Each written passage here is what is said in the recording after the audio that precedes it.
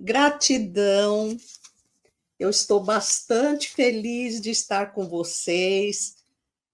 Neste momento em que o Grupo Espírita Amor Fraterno completa 15 anos de fundação, de trabalho persistente no bem, esses trabalhadores valorosos que alguns nós já conhecemos, e se Deus quiser, em agosto estaremos aí com vocês, são as nossas previsões.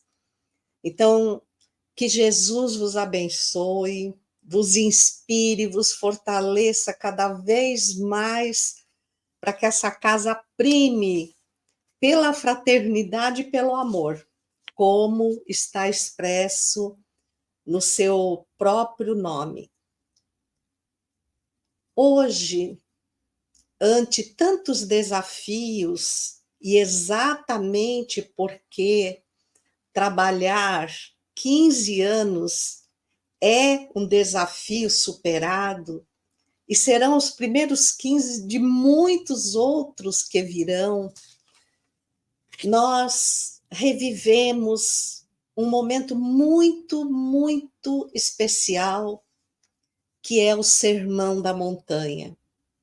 Jesus dirigiu-se ao Monte das Beatitudes, que ficava à beira do Mar da Galileia, ou Lago de Tiberíades, ou Mar de Tiberíades, para deitar sobre os aflitos e sobre os que afligiam a sua palavra de amor. Inserido no Sermão da Montanha estão as bem-aventuranças. E elas são divididas em grupos. Talvez, claro, nós não nos demos ainda conta disso, porque não somos grandes estudiosos do Velho, do Novo Testamento, mas aqueles que o são, definiram que em Mateus, os capítulos 5, 6 e 7, falam e dividem as bem-aventuranças em 3 categorias distintas. E para entender essas categorias, vamos falar um pouquinho sobre a hierarquia da sociedade judaica. Dividiam-se, assim, em 3 castas.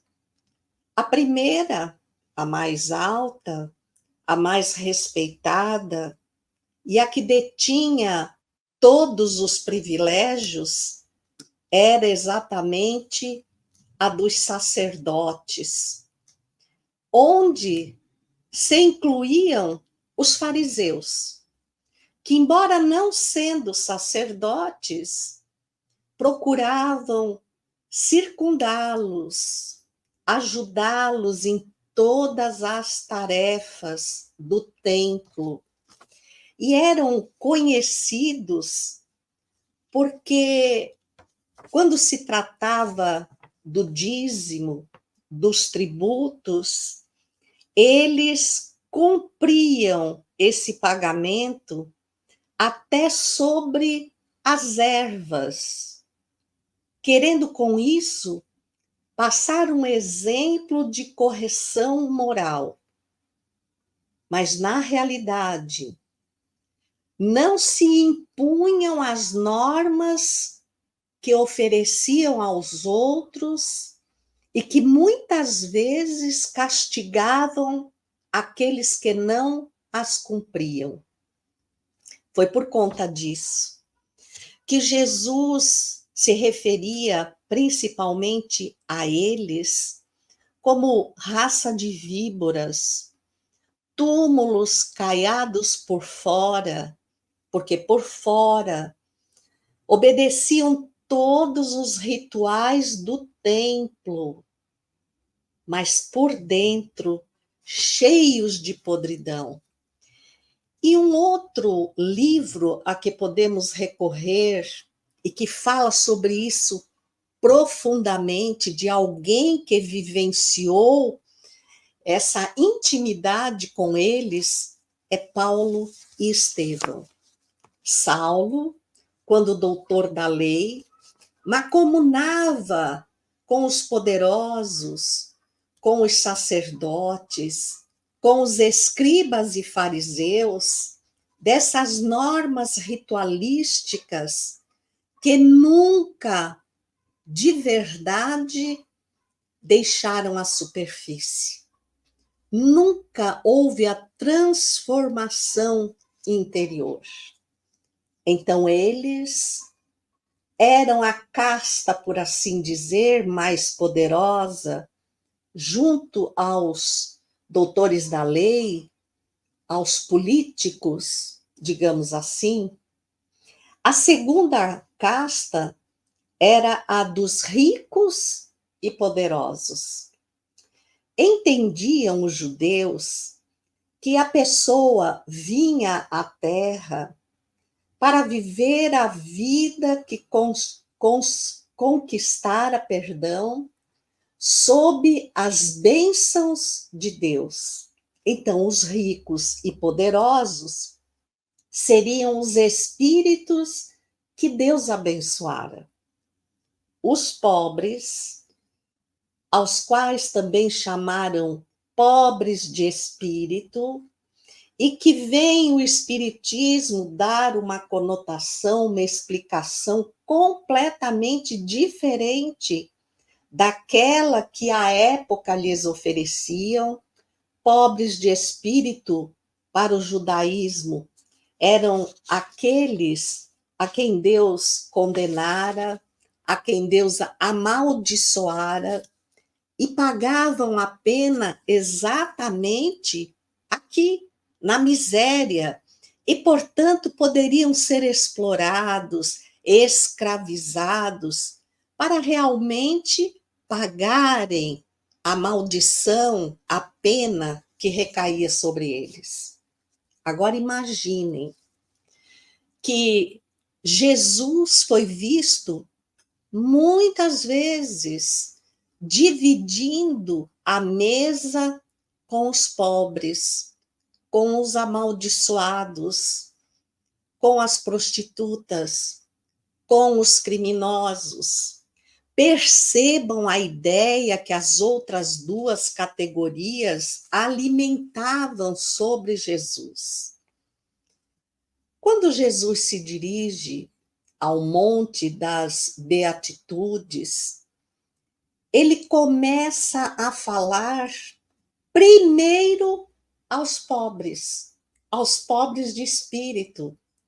Aquilo foi um escândalo, porque na multidão que aguardava a fala de Jesus, na surdina, sutilmente, se misturavam os ricos e poderosos, os doutores da lei e os sacerdotes, os fariseus eram em grande número, porque havia para eles uma tarefa urgente, que era desmascarar o Cristo, provar que ele estava tramando algo para derrubar o poder de Roma, e ao cair o poder de Roma, embora eles fossem judeus, cairiam junto. Então, o interesse pessoal, como nós encontramos na pergunta 895 do Livro dos Espíritos, como o maior obstáculo à materialização do bem na Terra, de fato existe de todos os tempos. Então, quando Jesus começa a se dirigir aos pobres de espírito, há um verdadeiro burburinho, porque ele ofendia tão vilmente aos olhos deles o povo judeu, as leis e a hierarquia judaica, que já se assentava ali um bom motivo para condená-lo. Jesus iniciou as bem-aventuranças dizendo exatamente assim: bem-aventurados os pobres de espírito, porque deles é o reino dos céus. Como? Mas os pobres de espírito são amaldiçoados por Deus. Como é que Deus vai querer povoar o reino dos céus com um bando de amaldiçoados? Bem-aventurados os que choram, e eram eles, porque serão consolados. E começa uma espécie de aconselhamento para esta categoria do povo que sofria todas as imposições e desprezo das demais. Bem-aventurados os mansos, porque herdarão a terra. Os que têm fome e sede de justiça, porque serão fartos. Os misericordiosos, porque alcançarão misericórdia. Os limpos de coração, ele sabia que os demais eram corruptos. Então dizia a essa classe, aos pobres, aos supostamente amaldiçoados: não vos enfieis em corrupção, não desejais a vingança, não queirais disputar os lugares que eles têm, porque isso vos distanciará do reino dos céus. Mas, acima de tudo, disse: bem-aventurados os pacificadores. Prestem atenção que não são os pacíficos, mas os pacificadores. O pacífico é aquele resignado que procura individualmente não atentar, não ofender, não revidar. Mas os pacificadores são aqueles que empenham o seu sacrifício em levar aos outros o seu exemplo, para que não haja uma reação pública contra aqueles que os escravizam. Gandhi foi um pacificador. Ele lutou pela liberdade do seu povo, sem nunca agredir absolutamente ninguém. Não empunhou armas, não ofendeu, acatou todas as acusações e ofereceu-se em holocausto para ensinar ao povo como deveriam agir contra os seus inimigos, sem igualar-se a eles, sem guerrear, mas impondo-lhes a paz, não lhes dando chance de continuar a guerra, porque eles não iam revidar. Ele continua agravando ainda mais, e toda essa parte dedicada aos pobres de espírito é o capítulo 5 do Evangelho de Mateus. Alegrai-vos e exultai, porque é grande o vosso galardão nos céus. Ora, eles eram as vítimas. Sobre eles caíam todos os castigos. Lembremos do obsidiado e do obsessor, que muitas vezes, sem conseguir perdoar, invertem infinitamente esses papéis até esgotarem-se os séculos de sofrimento desnecessário, e, por fim, um deles abandonar a refrega, deixar de ser o carrasco do outro e perceber que o erro que enxergamos no outro trazemos dentro de nós e que precisamos nos unir para realmente vencermos as nossas más inclinações. Mas Jesus vai ao limite de todas as ofensas que um fariseu, um doutor da lei, um sacerdote, um rico, um poderoso poderia ouvir. Ele disse: vós sois o sal da terra, mas se o sal se tornar insípido, com que se há de restaurar-lhe o sabor? Para nada mais presta senão para ser lançado fora e ser pisado pelos homens. Como Jesus ousava comparar os amaldiçoados com o sal. O sal, naquela época, era uma gema preciosa, era moeda de troca, era algo que não podia se dispensar, aliás, não dispensamos até hoje, porque é o sal o que realmente dá sabor aos alimentos. Mas aqui Jesus referia-se ao alimento da alma, que nós agíssemos como se fôssemos o sal, que tivéssemos o mesmo valor, que pudéssemos nos oferecer nas contendas para falar aos outros com o próprio exemplo, o motivo pelo qual deveríamos nos portar oferecendo a paz, o melhor de nós. O valor do sal era tão incomum que normalmente os pobres nem isso tinham.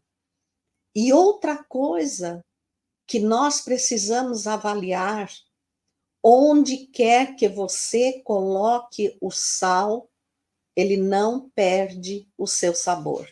Você pode pegar um alimento, colocar quantos condimentos você quiser, mas se você não puser sal, você vai sentir falta. Já se você puser o sal e não colocar outros condimentos, a comida vai ter sabor. O sal é identificado em qualquer mistura. Você pode permanecer horas tentando adivinhar que tipo de tempero foi misturado àquela refeição e não acertar, porque os sabores se misturam e se confundem, mas o do sal, não. O que é que Jesus queria dizer com isso? Não percais o valor, não vos torneis misturados, impuros, sem sabor como eles, porque se atiram para todos os lados, mudam a sua própria condição moral para se tornarem ricos, poderosos, deterem a condição de juízes, corrompem-se. Não percam a vossa dignidade, o vosso sabor. Vós sois a luz do mundo. Não se pode esconder uma cidade situada num monte. Assim, também resplandeça a vossa luz. Os amaldiçoados eram a luz do mundo. Como assim? Como é que as outras categorias iriam aceitar essa condição? Eles, por serem vítimas, por se manterem na luta, dignos, estavam ressarcindo seus débitos do passado. A lei de causa e efeito é infalível. E por ordem e misericórdia de Deus, ninguém iria ressarcir-se do passado sob a imposição cruel de outra criatura. O escândalo há de vir, mas ai daquele por quem o escândalo vier. Ai daquele porque somos todos devedores. Então não temos o direito de apontar o dedo, de condenar o irmão que não é diferente de nós. Então, Jesus lhes diz: enquanto sofreis, enquanto não vos tornardes algozes, e que nunca vos tornem, estareis ressarcindo o passado, desenvolvendo as virtudes. E quando falamos em virtudes, às vezes achamos que é algo praticamente impossível de ser alcançado. E não é. Quando vamos à pergunta 893 do Livro dos Espíritos, lá está que todas as vezes que resistimos a uma má inclinação, alcançamos virtude.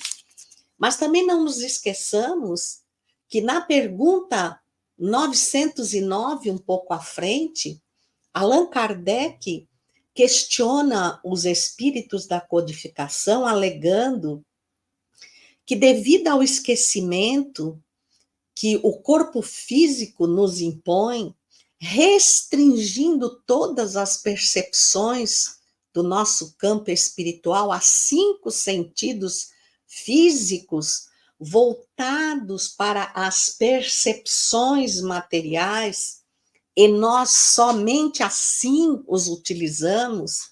A leitura que o nosso querido irmão fez no início, quando fala do repouso, diz: por que não trocarmos o descanso por uma meditação, ouvir uma boa música, mergulhar num belo texto? Então, nós estamos só voltados para fora, naquilo que esses 5 sentidos nos estabelecem para contato com a matéria.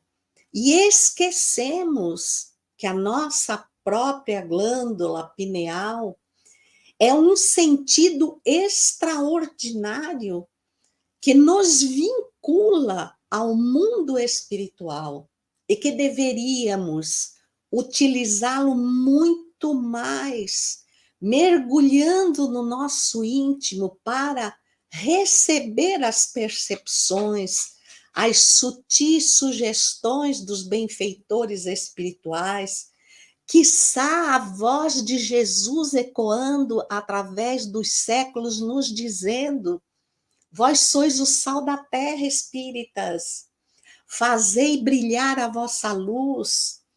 Esse brilhar a luz é ante a compreensão que o Espiritismo nos oferece das circunstâncias que estamos vivendo hoje, termos a certeza que a Terra não está condenada à destruição, senão à destruição do mal, pela condição moral evolutiva que nos pudermos impor. Então, nós sim, pelo exemplo, pelo entendimento, já deveríamos ser o sal da terra, levando a compreensão, a fim de que as pessoas não perdessem o bom ânimo frente às lutas da vida, porque iriam compreender a razão do sofrimento, das decepções. Achar que vivemos só para ter alegrias, conquistas, isso não é uma condição normal do espírito imperfeito, e nem tampouco dos espíritos bons ou espíritos puros, conforme nos falam as demais ordens em que se classificam os espíritos. Porque os bons e os puros, eles vão de encontro aos problemas da terceira ordem, que somos nós, os espíritos imperfeitos, para nos servir de exemplo, de incentivo, para, por sua vez, serem o sal que nos dá sabor, que nos dá horizonte, que nos dá objetivo, a fim de que não desistamos. Olha quanto problema Jesus chamou a si, na sua grandeza, de guia e modelo da humanidade. Não é uma tarefa nada fácil. Quando nós pensamos, eu quero pagar tudo que eu tenho nesta vida, esse é o pensamento ainda do espírita, muitos espíritas atual, porque trazemos o ranço, e não falo ranço no sentido pejorativo, mas no habitual das religiões do passado, do céu, inferno, purgatório. Achamos que evoluir é diminuir a carga de responsabilidade, é poder ficar simplesmente em descanso permanente, e não é. Quanto mais nos conscientizamos, mais nos envolvemos, mais nos intrometemos no bom sentido com os problemas daqueles que frágeis não conseguem encontrar vontade e deixar de lado as aflições para seguirem adiante. Mas pensam que Jesus parou aí? Não. Jesus, segundo Mateus, que dedica todo o capítulo 6, é muito interessante de pegar esses capítulos e ler com a reflexão, que é pequena, que nós estamos fazendo agora. Ele pega todo o capítulo 6 e direciona aos ricos, aos poderosos. E nós vemos a mudança do tom da conversa de Jesus. Conseguimos, de fato, discernir para quem ele está falando naquele momento.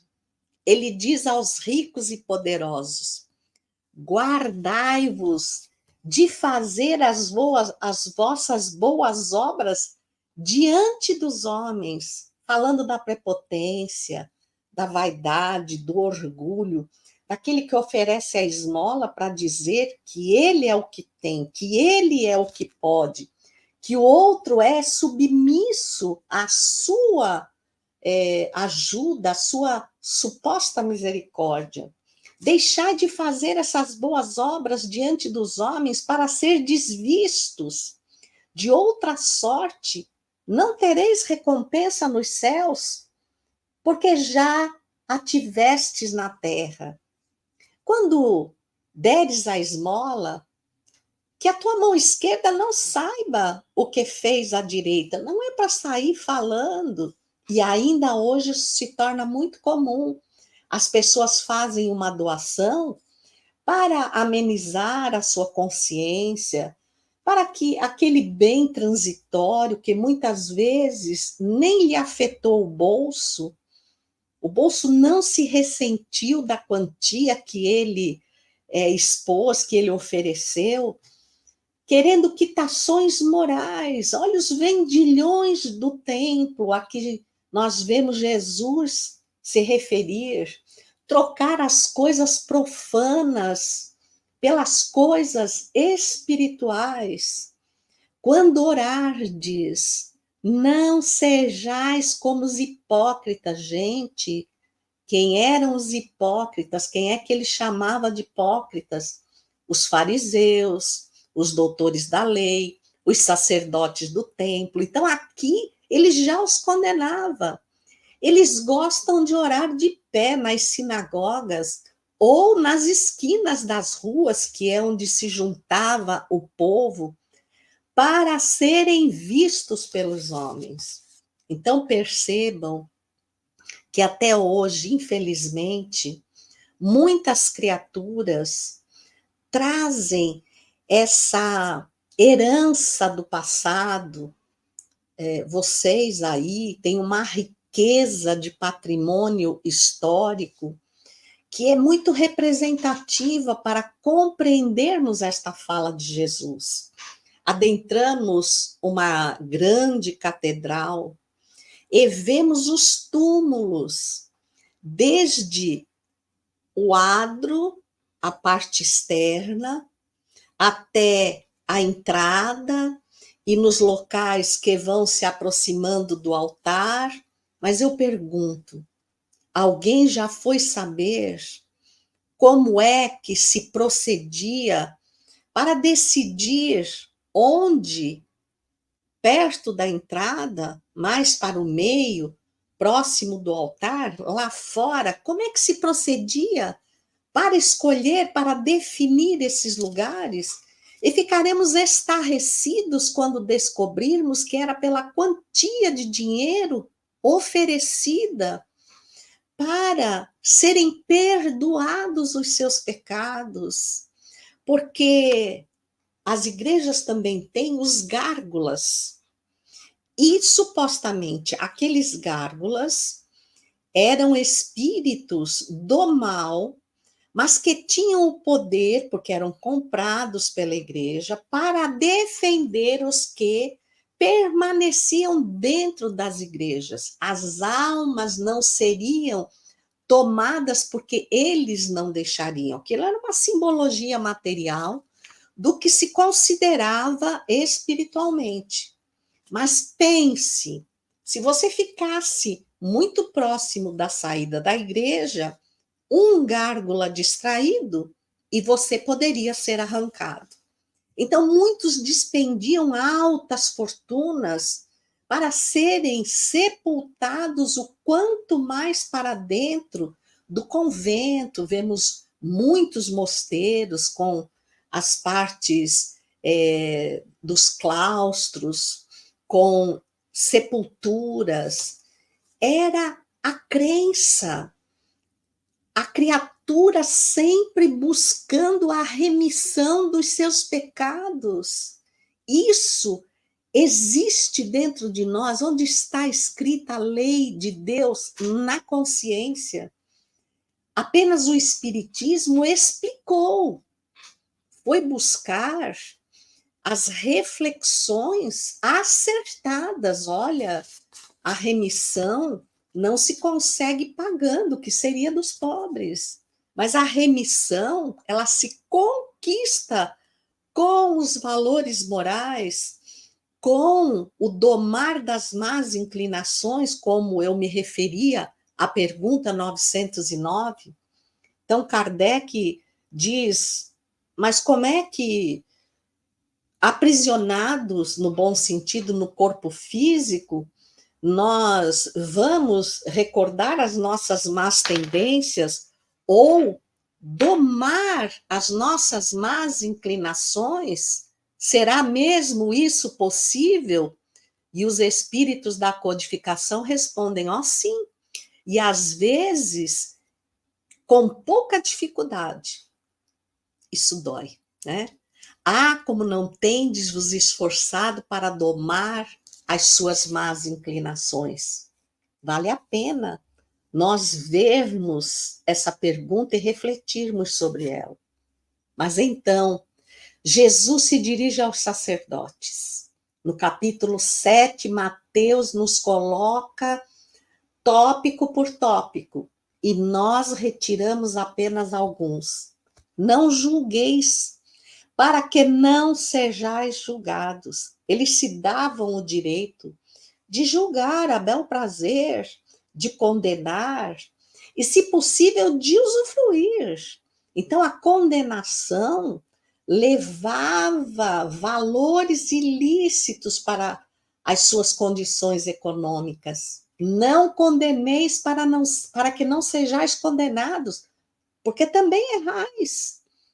Porque com a mesma medida que medirdes, vos medirão a vós. Por que não vês o argueiro no teu olho? Perdão, por que vês o argueiro no olho do teu irmão e não vês a trave que está no teu olho? Argueiro é algo pequeno. Então ele diz, por que tu enxergas o pequeno erro, o pequeno equívoco, a pequena falta que o outro pratica e não vês a grande falta que tu praticas, cuida de ti, porque essa trava é tão grande, mas tão grande, que tu não enxergas o que fazes, e te preocupas, e tomas todo o teu tempo para apontar e condenar o outro. Aí ele segue dizendo, hipócrita, tira primeiro a trave do teu olho, corrige as tuas próprias deficiências, e então verás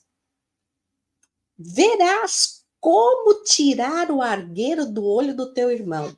Ele não diz, tira a trave, e só assim tu poderás condenar o teu irmão. Mas ele inclina a pessoa a auxiliar o outro.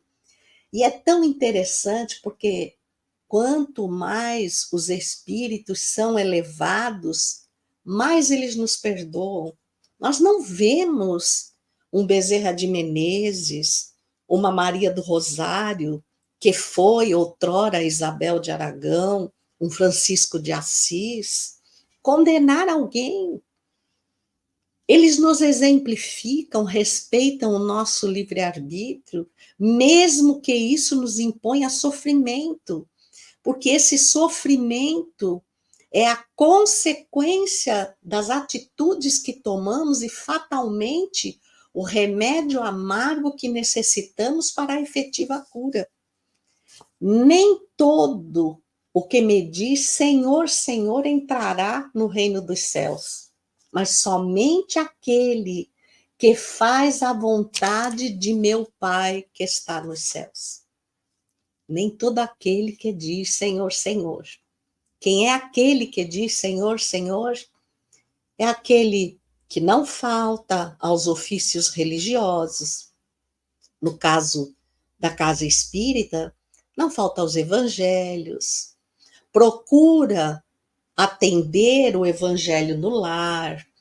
Comparece às tarefas às quais o convocam. E acha que com isso está quites com a lei de Deus. De que nos adianta ir ao centro 30 anos e não mudarmos um ai no nosso caráter, na forma como olhamos o outro, como respeitamos o outro na convivência, como nos dirigimos ao outro e principalmente como nos empenhamos em sermos melhores.